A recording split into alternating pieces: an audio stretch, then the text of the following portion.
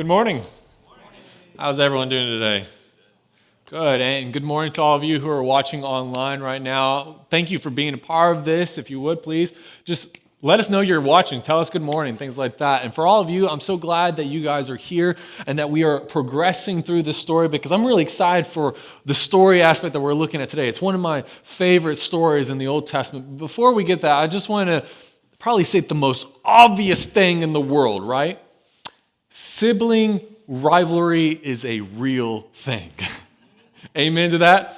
For me, my sister, this was very true. We were always bickering and fighting, and it wasn't always the case. There was this one short period of time where everything was wonderful and blissful, and we got along, we were close to age with one another. And then it reached that point that I credit when all girls reach that point where they get possessed by an alien when they become teenagers, and the relationship just split up. Yeah, amen on that one. You parents, you know what I'm talking about. And at that point, the sibling rivalry just skyrocketed, and we looked for every opportunity to belittle one another, to torture one another, to mess with one another, break each other's stuff. Like one time, I locked her in a bathroom and she couldn't get out, and I walked away, and I was perfectly happy with her being in there for quite some time. And we did these things to each other all the time, looking for ways to get back at each other, because during that season, it could be creative saying we even hated each other. And this brought into this realm of high school, because we were close in age, we went to high school together, and during this time frame in high school, we did not tell anyone that we had a sibling. We hate each other that much, right? To paint a picture for this, my sister had this class, a band class, at the last class of the day, and the rule was in the school, no one was allowed in the band room except band kids. And I wasn't a band kid, but every single day, as soon as the last bell rang, I would barge in the room, snap my fingers at her, and be like, be in the car in 5 minutes or you're being left. And then I left. And she never told anyone that I was her brother. When they asked her, she's like, oh yeah, he's this guy, he lives around us, we have this agreement that he's going to take me home. That's what she told people, because she didn't want anyone to know that she had a brother. And eventually, my sister, she got back at me for all these years of sibling rivalry, because she knew Jody for years and was good friends with Jody for years before I ever met Jody, and she never once told Jody that she had an older brother. So I count that as, my sister getting back to me, after all those years. Now, it's not like that now, right? Right now, me and my sister are very close, but for a long time, we were not. And the story we're going to look at is a story of sibling rivalry, thankfully, that is nothing like what me and my sister felt or experienced, and hopefully nothing like what you guys experience. But before we get there, let me go ahead and remind you what we're talking about. So we're walking through this story, seeing how God wants to fix and redeem and save the world when the world went bad. He made this world to be good, and things kind of got off track. And so God is committed that he's going to fix this world, and his plan revolves around this single family, of building a family through this guy named Abraham. And God keeps his promises of building a family out of Abraham that's going to one day be a nation, that's going to be a blessing upon the world, because Abraham has a son named Isaac. And then Isaac has two sons, Jacob and Esau. And Jacob, we find, is a very fertile person, and he just keeps pumping out kids like a rabbit. And he has at least 12 sons and who knows how many daughters. He just keeps pumping them out like a factory, right? And we find that this family is growing, but we also find that this is an incredibly dysfunctional family. Like, if you were going to pick a family or individuals of like, hey, who are going to be the people who are going to bring in God's promises and God's going to do something to fix the world, you would not choose this family, because they're deceptive, they're manipulative, they're downright evil in some regards. And that certainly goes into the aspect of what we're looking at today. You see, there's this aspect where Jacob has 12 sons, but one of them is his favorite. It's his 11th son named Joseph. And Jacob is very adamant about telling everyone that Joseph's his favorite. He treats the rest of his kids as if they're nothing. He goes out of his way to lavish on Joseph, and he gives the rest of them dirt.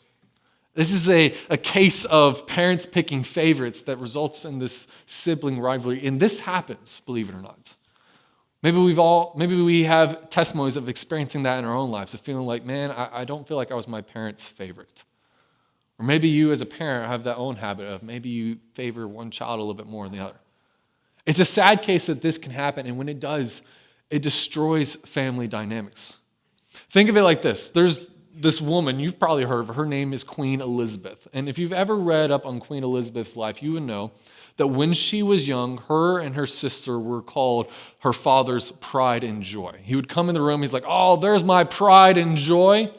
Sounds like a wonderful thing to tell your kids, right? Well, it came out later, the daughters, Elizabeth and Margaret, realized that when their father said this, one sibling he referred to as his pride, and the other one he was referring to as his joy. And when the sisters found out about this, it destroyed the relationship with each other, and it destroyed the relationship with their father. And that's a subtle case of parent favoritism. What we are going to look at today is not so subtle. Jacob's not subtle about it. He is very vocal about the fact that the rest of his children, he doesn't care about them. It's only that one son. And so he goes out of his way to showcase his son in this regard. He buys his son Joseph this technicolored coat so he can walk around like a prince. And Joseph starts becoming this entitled brat. If you read his story in the beginning, he goes around telling his brothers, hey, my dream one day is to rule over you. It's not a good start to the story. And so it's almost no surprise when we come to Genesis chapter 37, where we're going to be picking up today. And we see how the brothers feel about all this. It says in chapter 37, it says, but when his brothers saw that their father loved him more than all his brothers, they hated him and could not speak peacefully to him. See, Jacob's favoritism has already destroyed this family. And this is a powdered keg waiting to happen. Especially if we've been paying attention to the book of Genesis so far, because in the book of Genesis, we've seen how brothers tear each other apart. We see how Cain and Abel, Cain killed Abel. We even see this in Jacob's own life. Jacob was a victim of his father favoring his brother, and it led to Esau and Jacob almost going to war with one another. You think Jacob would have learned, hey, it's not good to pick a favorite, but he's done that in this case, and it's created this powdered keg moment where we are expecting some sort of disaster to happen. And it eventually does, in a way that hopefully would never happen to any of us here.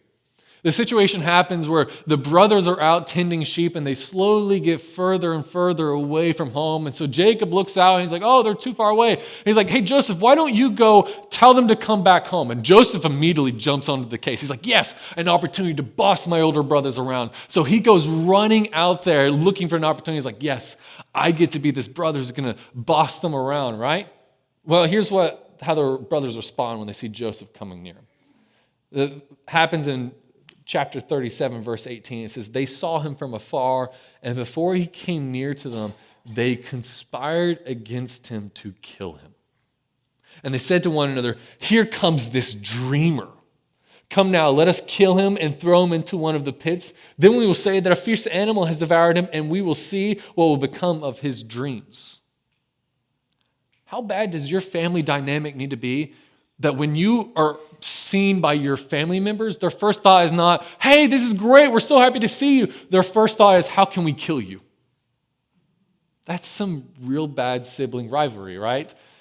And here's what they do. When Joseph shows up, he's like, hey guys, dad wants you back home. You gotta pack this all up. You gotta come with me. They grab him, they attack him, and then they throw him in a well, and then they proceed to eat lunch like nothing ever happened.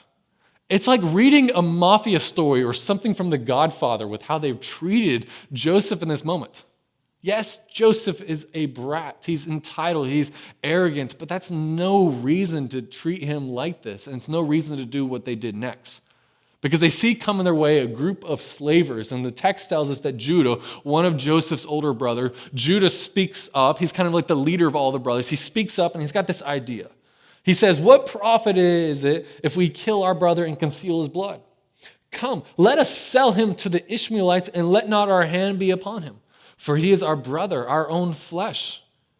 And his brothers listen to him. Remember that one of the big problems of the book of Genesis is that humanity has decided for itself what is good and evil, and we've taken that responsibility from God, and how everything messes up because of that. Well, here we see that playing out exactly in the same way, where here's these brothers, they're looking at something that's evil, and they're like, this is a good idea. Let's do this horrible thing to our brother. And they take him, and they sell him as a slave. And you would think that this is probably a tragic ending to the story of like, okay, we never hear anything else. But the story goes on because they've got to come up with some sort of idea on how to get out of this from their father, right? Because they know if they tell their father, he's going to go all Liam Neeson and like Taken version, right? He'd be calling the bad guys and be like, I have a special set of skills, right? That's what the story would be. But we don't get that. Instead, they add on to their crimes by deceiving their elderly father, saying, oh, Joseph, your favorite son, he's dead. Here's his coat that you gave him. It's covered in blood. Oh, he's dead. And so we end with Jacob just in mourning, while the other brothers, they're sitting there pocketing the chain from their evil thinking, we got away with this. But the story's not over. See, we're told in chapter 39 that Joseph, he gets brought down to Egypt by these slavers, and a guy named Potiphar, who's he's the captain of the guard, protects Pharaoh. He's like the head of secret service, right? And Potiphar, who's this Egyptian, buys him from the Ishmaelites who had brought him down there. And so we have this turn of events where Joseph is no longer in his own town. He's been taken to a foreign land, and he's sold as a slave. And you can imagine this is not going to be a nice experience for Joseph because he's of a different race, he's of a different ethnicity, a different speaking language. In fact, the Egyptians at this time, we have in the records of Genesis that they were incredibly racist towards those who came from the land of Canaan, where Joseph is coming from. So you can know right off the bat that Joseph is not entering into a place where he's going to be well-liked. He's entering into a place where he's going to be isolated. He's going to have no friends. He's going to have enemies all around him, people who will hate him. And this has been done to him by his brothers, by the people he should have been able to count upon, who should have been there for him. But the text tells us something very important. In chapter 39, verse 2, it says, Yahweh was with Joseph, and he became a successful man. Now remember, one of the big themes of the book of Genesis is where is God's presence? It starts off in the book of, right in the first chapter where God is in, his presence is in the garden with Adam and Eve, but then we, messed up. We took a responsibility that should have been God of defining good and evil, and we took that upon ourselves and we sinned against God. And the story shows that our presence with God was forever separated. But here's this God in the story with Abraham of him wanting to be with humanity again, wanting to fix things. And we see that when God's presence is with his people, others are blessed. And so here's this moment where we're seeing here's God, when everyone else has abandoned Joseph or forced him into this terrible situation, God was still with them. And God was still doing something through Joseph to bring a blessing upon other people. And we see how this affects Potiphar because Potiphar ends up leaving all he had in Joseph's charge. And because of him, he had no concern about anything but the food he ate. Because Joseph was in his house, Potiphar had never anything to worry about because everything Joseph touched turned to gold, right? And so this is like, he's now the chief slave. It's a wonderful story. But then something tragic starts happening. You see that there's this workaholic Potiphar, and he's got this wife. And she's taken a notice of Joseph because he's young, he's handsome, and maybe, she feels lonely and wants to get back at her husband who's a workaholic. So we see that she comes up to him. And it says in verse 6, it says, Now Joseph was handsome in form and appearance, and after a time his master's wife cast her eyes on Joseph and said, Lie with me. She's proposing to Joseph, hey, why don't you have an affair? No one will ever know. It'll be okay. We can do this. My husband, he doesn't care. He doesn't love me. That's the situation that's going on here. Now, this story is a compare and contrast to a story that happens in Genesis chapter 38, the chapter right before this. You see, the chapter right before this, you see Judah again, the guy who had the idea of let's sell our brother as a slave. You see Judah, he's getting a prostitute pregnant because he couldn't resist temptation. And now we see Joseph's in the exact same situation. But Joseph responds differently. He keeps telling her no because he's got a loyalty to a higher authority. That's where integrity comes in. Integrity is about having this loyalty to a greater master than our own urges. And so he keeps telling her, no, I don't want this. I can't ever do this to a man who's taking care of me when I should not have been taken care of.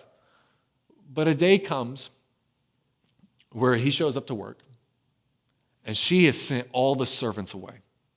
And she's trapped him in this room. And she grabs a hold of him and demands that he have an affair with her. And he is so adamant about getting out of the situation, he doesn't even say no. He just bolts out of the room. It rips his clothing away. And she's left there embarrassed and shamed, holding the rags of his clothes. And for this is the final straw for this woman. And so she gathers up the whole family, all the staff, and in verse 14, she calls the men of her household and says to them, "See, my husband has brought among us a Hebrew to laugh at us. And this Hebrew came into me to lie with me, and I cried out with a loud voice. And as soon as he heard that I lifted up my voice and cried out, he left his garment beside me and fled and got out of the house." She's framing Joseph. Now we know Joseph, he starts off as this entitled brat, but the Joseph we see now is just a man, he just wants to be a good man. He just wants to do what's right. And he's been put into this bad situation. He's just trying to do what's right in this situation. And now things just continue to get worse for him. And others are speaking evil against him, making accusations, attacking his reputation. Have you ever felt like that? Or you're just trying to do what's right and what's good. You're trying to be a good man or good woman, and others are attacking your reputation. Others trying to tear you down. And you're left wondering, who will defend me? It's kind of like that show, if you watch television at all, or Netflix, you probably saw there's this show that came out recently. It's called Manhunt Deadly Games. It's based on a true story about the 1996 Olympic bomber incident. And in this story, we're introduced to a man named Richard Jewell who wants to be a good man. And he's in this terrible situation where a bomb is present and he saves lives and it seems wonderful, but then he gets framed for the event. And so you watch this show wondering, will this man ever find vindication? Will anyone ever find that he's in fact innocent? Will he prove his innocence? Well, this doesn't happen for Joseph. He's left in this moment where people are making accusations. They're framing him for things he never did. They're attacking his reputation. And here's how Potiphar, the master, responds to this. It says in chapter 39, verse 20, that Joseph's master took him and put him into the prison. He doesn't get found innocent. Instead, he gets thrown into prison. Here's a good man just trying to do what's right. And he continues to have bad things come his way. But the text tells us something very important about this situation. It's in verse 21. It says, Yahweh was with Joseph and showed him steadfast love and gave him favor in the sight of the keeper of the prison. And the keeper of the prison put Joseph in charge of all the prisoners who were in the prison. Whatever was done there, he was the one who did it. And the keeper of the prison paid no attention to anything that was in Joseph's charge because Yahweh was with him, and whatever he did, Yahweh made it succeed. So here's Joseph. He's in this terrible situation. He now finds himself in prison. His story is only seeming to get worse, right? He went from being the favorite of his father to then being attacked by his brothers to then being a slave to now being in prison for a crime he didn't commit. And yet, God was with him. God hadn't abandoned him. God was in that pain with him, and God was doing something. But what's interesting to note, that's encouraging from this, is that God was not asking Joseph or telling Joseph, here's the 5 ways to get out of this problem. Rather, instead, was just this message of love, of trust, which kind of tells us sometimes when we are in a bad situation, what's asked of us is not to try to find a solution out of it, but to trust God, to continue to do what is right in that situation, and trust that God is doing something. Because that's what was happening for Joseph, as he was just trying to stay faithful to God in this moment. God brings about a change of events. So it starts off where Pharaoh starts having these strange dreams. And by this point, Joseph has developed a reputation as a guy who interprets dreams. Now, let's just go ahead and be honest. In our 21st century mindset, that seems really weird to us, right? But think of it like this. In our day and age, we are obsessed with what's the latest scientific research, right? We want to know what are the reviews or the scientific research about the diets or the workouts or the health issues, right? We're always looking for what is science saying today. Well, for the ancient Egyptians, they had that exact same weight about dreams, of interpreting dreams. In fact, we have found ancient Egyptian books all about how to interpret dreams. If you see this thing in your reoccurring dreams, it means this. We have those kinds of books. So for them, this is the language of the day of how do you find out what is going on? And we understand that God sometimes speaks to us in what is the language of the day. So while for them it might have been dreams, for us it might be the latest scientific research or history or entertainment and things like that. And so God gives Pharaoh this reoccurring dream. It's given him these nightmares. He can't figure out what's going on. And so Joseph gets brought in to find a solution. And Joseph interprets the dream, and he tells Pharaoh it's this dream about, hey, there's going to be a time of blessing, and it's going to be followed with a time of misery and famine. And so we got to use this good time over here to prepare for this bad time. And Pharaoh likes this so much that Pharaoh tells him in chapter 41, saying that since God has shown you all this, there's none so discerning and wise as you are, and you shall be over my house, and all my people shall order themselves as you command. Only as regards to the throne will I be greater than you. This is a big change for Joseph, right? So going from slave to now being in prison for a crime he didn't commit, to all of a sudden he's the vice pharaoh. He's the second most powerful man in the entire country, right? It seems like this is a wonderful ending to the story, but it's not. Because right after this, Joseph starts having kids. And he names them things that were related back to his old childhood drama. So we're realizing in the story of Joseph that here's a man who hasn't gotten past what happened to him almost 20 years ago. He hasn't moved on. This thing still looms over him. And it begs us as we read the story to look for some sort of resolution, something that's going to happen that's going to make an end or fix this problem, this trauma that he's carrying. Well, that's exactly what God does. Because a famine comes in the land, everyone's starving. So everyone's going to Egypt because Egypt has been blessed under Joseph's care to have all this food. And so we find that the brothers who threw Joseph into prison are the ones who are now coming to Egypt looking for food. And they come before Joseph and they're begging, hey, can we please have some food? But here's the thing, they don't recognize their brother. They don't recognize it as Joseph. But the text tells us in chapter 42 that Joseph saw his brothers and he recognized them. But he treated them like strangers and spoke roughly to them. Now what happens next is this really long narrative of basically Joseph just psychologically torturing his brothers. He accuses them of being spies. He tries to get them arrested. He attacks them, things like that. He constantly insults them. And we don't know why he's doing this. The text does not share the motivations of Joseph. It just says what he's doing. And I think it does that on purpose. Because it wants us to picture ourselves in Joseph's position. It wants us to ask the question, what would we do if we were in a spot where we could get back at those who hurt us? What would we do? And what would we do if we could do it without them knowing it was us? What would we do? Well, right after this, with that question just looming out there in the air, we get to notice how the brothers respond to all this. You see, this has been 15 years since they saw their brother, and we realize that they're changed men. They're no longer these angry, vengeful brothers. Instead, we find that the past 15 years, God has been working in their hearts. He's humbled them.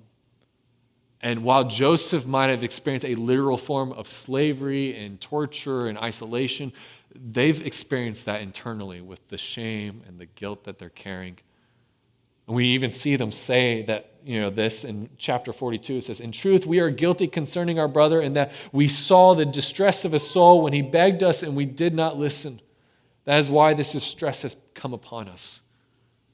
See, these are men who are creating this psychological torture. They're afraid that they're about to be arrested. They're afraid of all this Joseph character is throwing on them. They're afraid that this is all happening because of the mistakes they made in the past.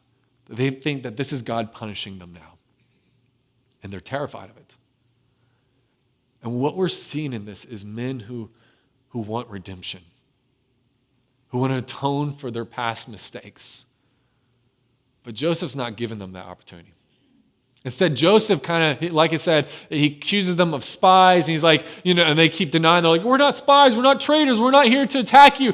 And so he puts this challenge. He's like, if you want to prove it, bring Benjamin with you. Now, Benjamin, Joseph has learned, is Jacob's new favorite son, right? It's Joseph's little brother. This is Benjamin. He's the new favorite. And to ensure that this happened, Joseph actually takes one of the other brothers, locks them up in a prison, and says, you can't have this brother back until you come and bring this other brother with you.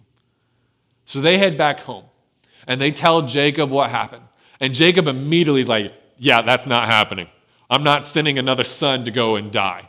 You can leave that one up there. He can die in prison for all I care. Well, I'm keeping Benjamin. Jacob still hasn't learned not to favor one of his children, right? And so the brothers, they can't convince anything. And we think this is the end of the story yet again, except eventually they run out of food. And they're forced to go back to Joseph. But in order to do that, they got to bring Benjamin. And Jacob is adamant. He's like, you are not bringing my son into this place. But we find that Judah, the one who long ago, trapped or, had the idea, let's put Joseph as a slave, right? Judah speaks up. And Judah says this to his father. He says, send the boy with me, and we will rise and go, that we may live and not die, both we and you and also our little ones. I will be a pledge of his safety. From my hand you shall require him. If I do not bring him back to you and set him before you, then let me bear the blame forever. We're seeing Judah is a changed man. That God has been working on his heart. That he's no longer this evil person he was long ago and how he treated his brothers. Now he's offering up his life in exchange for his family and his brothers. This is what finally convinces Jacob to send Benjamin off. And so they travel back to Joseph. They still don't recognize him. And they once again start begging him for food. And at this point, Joseph continues his psychological games. In fact, this time he's trying to kidnap Benjamin. And it's a test for the brothers of, will you sacrifice another one of the father's favorite sons to save your own neck? Well, here's how they respond. They're distraught over this. And Judah comes before Joseph and says, now therefore, please let your servant remain instead of the boy as a servant to my Lord. And let the boy go back with his brothers. For how can I go back to my father if the boy is not with me? I fear to see the evil that would find my father. Once again, we're seeing Judah offer his life to protect his family members. Something he should have done a long time ago. And he's just now learning this. And for Joseph, this breaks his heart. And he starts weeping, and he sends out everyone from the room, and he tells them when he's alone with his brothers, he says, I am Joseph. Is my father still alive? But his brothers could not answer him, for they were dismayed at his presence. What we're seeing here is this beautiful moment where here's this family who has destroyed themselves because of their selfishness, because of their deception, for their manipulation. But here in this moment, 15 years later, we see how God's grace intervened and changed things and brought healing and restoration. And the brothers are all back together. And eventually we see that Joseph and Jacob get back together. And it seems like a wonderful ending to the story. But once again, the story's not over. Because eventually Jacob gets really old. He's on his deathbed. He's about to die. He gathers in his sons one by one to give them these blessings, these announcements, their inheritance basically. And it's a long dialogue, and all of it leads to prophecy of things that are going to happen later on in the story. And I'm not going to address all of them except for one. It's when he calls in Judah. And he says this to Judah in chapter 49 of Genesis. He says, Judah, your brothers shall praise you. Your hand shall be on the neck of your enemies. Your father's sons shall bow down before you. He's saying, Judah, your line is going to be a line of kings, that there's going to be kings who are going to come from your line. You're going to rule the rest of the family. But he says in the next verse something very powerful about one king in particular that's coming. He says in verse 10, he says, the scepter shall not depart from Judah, nor the ruler's staff from between his feet, until tribute comes to him, and to him shall be the obedience of the peoples. He's saying, Judah, you're going to be a line of kings, but there's going to be one king who's going to come from you. And from this one king, all the other nations of the world are going to bow down, and all the other peoples of the earth are going to be blessed because of this one king.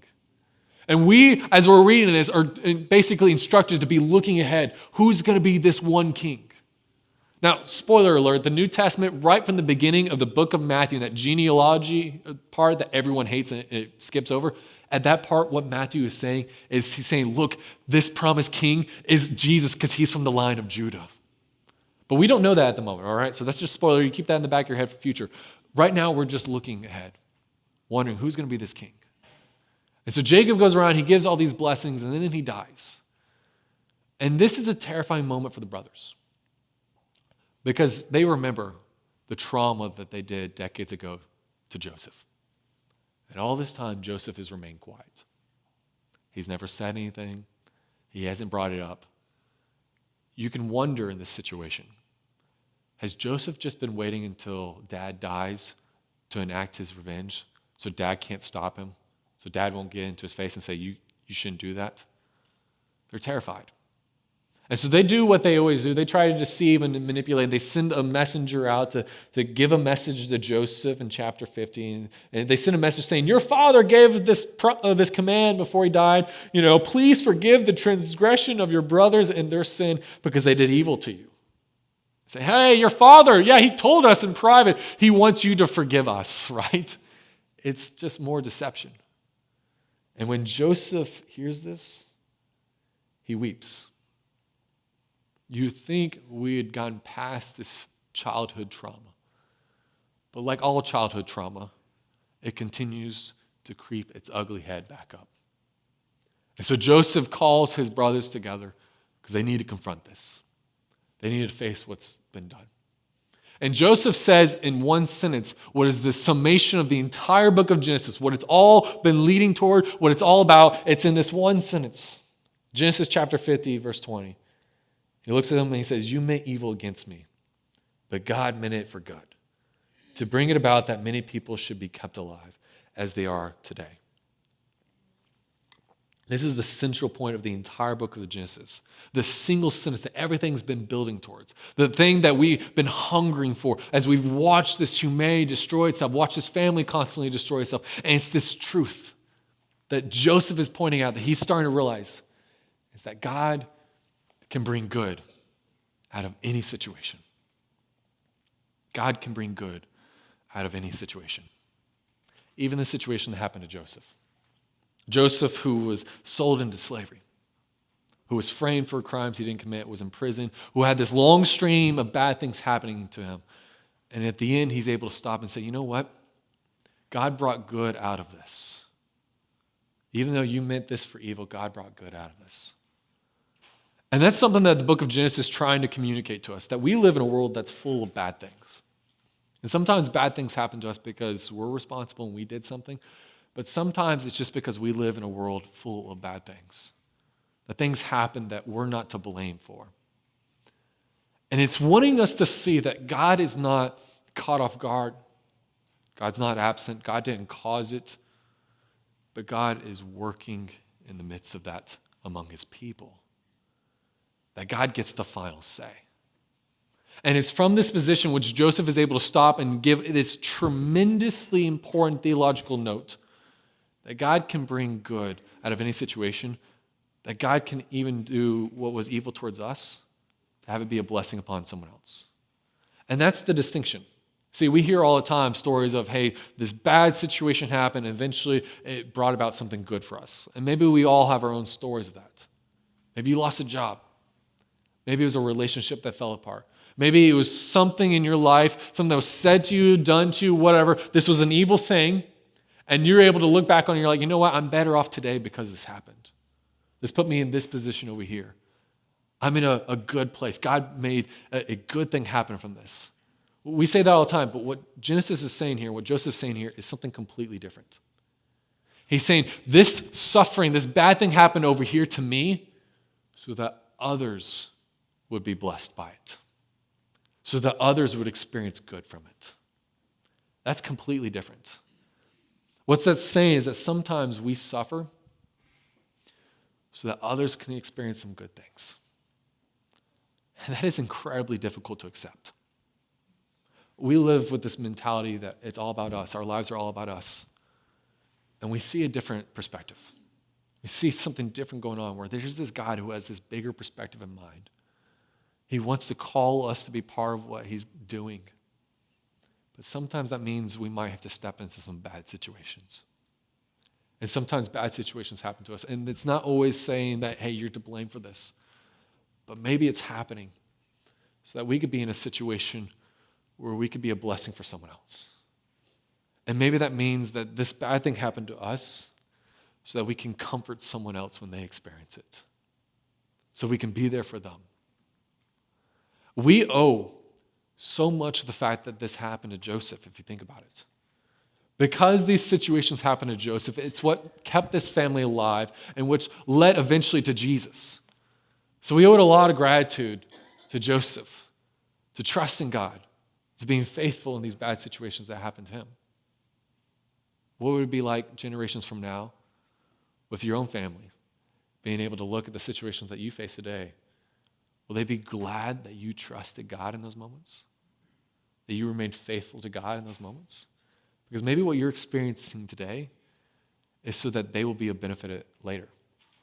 This is certainly true of Jesus. I mean, Jesus suffered more than any other human being on the planet, right? And he was God in the flesh.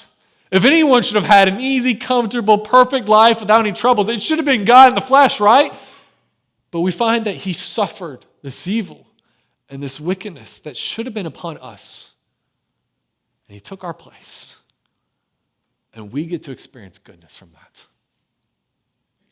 And I know this is not a promise that the situations you're going through are going to go away. That's not what Genesis is saying. But it is promising that there is a God who is at work in the midst of it. And that this is a God who can take our pain and use it for good for others as well, so that we might be his blessing upon someone else. And this plays into the realm of forgiving someone as well. We read in the New Testament all over the place that God wants us to be forgiving. He wants us to be a forgiving people. When he talks about his church and the people of God, they're a gospel community that's centered around forgiveness. But this is not easy. Nor is forgiving someone the same as forgetting what has happened. Nor when we forgive anyone or forgive someone, does that mean that we'll no longer still experience the consequences of what happened. Joseph forgave his brothers, but he had to live with the consequences of their actions for the rest of his life. So forgiveness does not mean what happened is erased. That's not what God calls us to forgive anyways. He calls us to forgive when we understand how much we've been forgiven by him. See, the more and more we understand how much God has forgiven us, the more that shapes us to be forgiving people. And please understand me when I say this. This is not easy. Just because I'm standing up on a stage does not mean, I'm telling you, hey, God wants us to be forgiving people, does not mean it's easy. Just because I'm a pastor does not mean it's easy as well. I struggle with this. We all do. We don't naturally want to forgive anyone. So it's amazing when we find people who have horrible things happen to them. Maybe it's something that's happened because they deserved it. Maybe it's something that they were innocent of. But when this horrible thing happened, it's always amazing when their response later on is, how do I forgive this person? How do I move to a place of forgiveness? Normal people don't talk like that. That is a sign that God is at work, that God is doing something when we have that desire within us of, hey, I want to be a forgiving person. And sometimes that's just the first step.